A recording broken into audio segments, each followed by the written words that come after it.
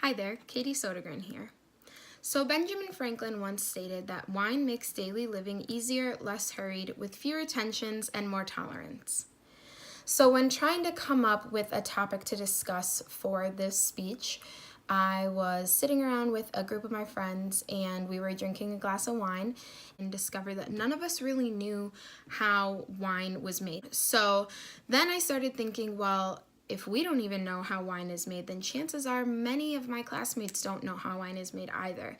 So in researching, I learned that to make wine is actually a pretty long process. This intrigued me to learn a little bit more about each of the steps. So the process to make wine is long, like I stated, and it includes selecting the grapes, crushing the grapes to get the juice out of them, and then fermenting the product to create the wine that is put into the bottles that we drink. So let's begin with discussing how the grapes are selected. There's actually two different ways that you can select the grapes. So one of the ways that you can do is to use an actual machine to select the grapes. So one of the machines that is used is called the Pellenc Harvester. So VineTechEquipment.com's description of a Pellenc machine from a 2016 web post states that this machine has various different parts, and the picking rods shake the grapes off the trunk gently, and then the grapes are sent to the catcher plate ramps, which gets rid of anything that isn't a grape. Then they are sent to a fall zone and are cleaned by fans equipped with cane grinders, then put into bins. Now, the second option is hand picking the grapes. Brian Lesperanz stated in 2014 on Fen Valley's website that the main reason they hand pick their grapes is to preserve the integrity of the fruit, which can lead to better wine. The harvesters can be aggressive on the plant, and this can make the taste of the wine be a little off. For some wines, mostly white wines, it is best to have as little contact from picking the grapes to actually fermenting the product, so that way your wine can taste best.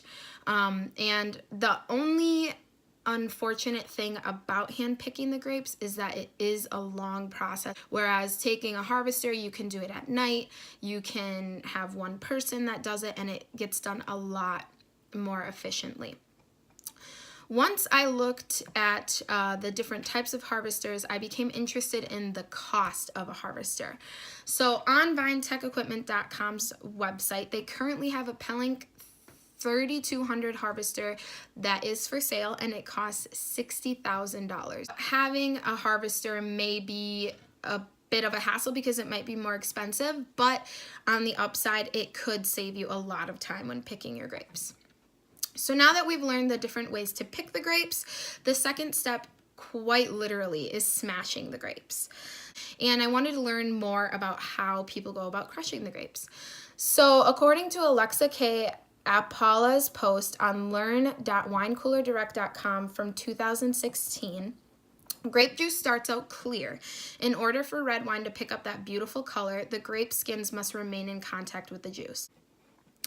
Hopefully everyone is familiar with the practice of stepping on grapes with your feet. So this is another option to crush the grapes.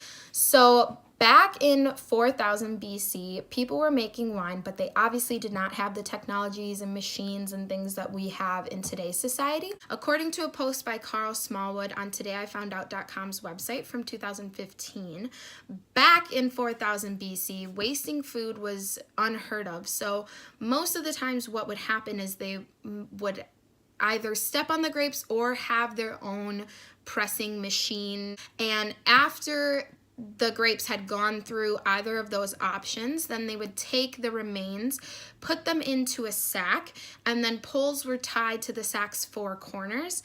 And then by turning the poles, the rest of the grape juice was squeezed out. So if stepping on grapes wasn't as big of a practice as we are so taught, then how did it become such a big phenomenon, you may be asking?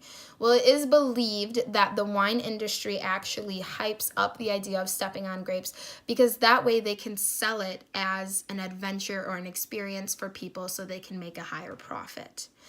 So now that we know how to crush the grapes, let's discuss what separates wine from juice, the fermenting process.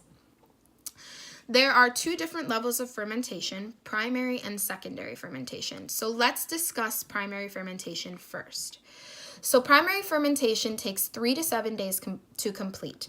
According to an admin on winemakersacademy.com from 2014, they stated that sugar and oxygen levels are high during primary fermentation and there are plenty of nutrients. So then as fermentation continues, the oxygen depletes and then the sugar and nutrients begin to drop, and this causes the alcohol to form. Primary fermentation is over once the gravity has dropped below 1.03. Now that we've discussed primary fermentation, let's discuss secondary fermentation. The amount of time it takes for secondary fermentation varies on multiple different aspects, like when you change your drink from your first container to a second container, how aggressive the yeast strain is in your wine, and the temperature of the wine. From the same post on winemakersacademy.com, I learned that if you're making a dry wine, yeast will power through the fermentation process until the end. So we've learned the process of making wine by selecting grapes, smashing them, and then allowing the juices to ferment. There are 2 ways to select grapes. Which route you choose solely depends on how you feel about the taste of wine and if you have the time to pick by hand. Contrary to popular belief, stepping on grapes probably hasn't been a hobby for as long as we think it has been. Once pressed, the grapes are taken to ferment.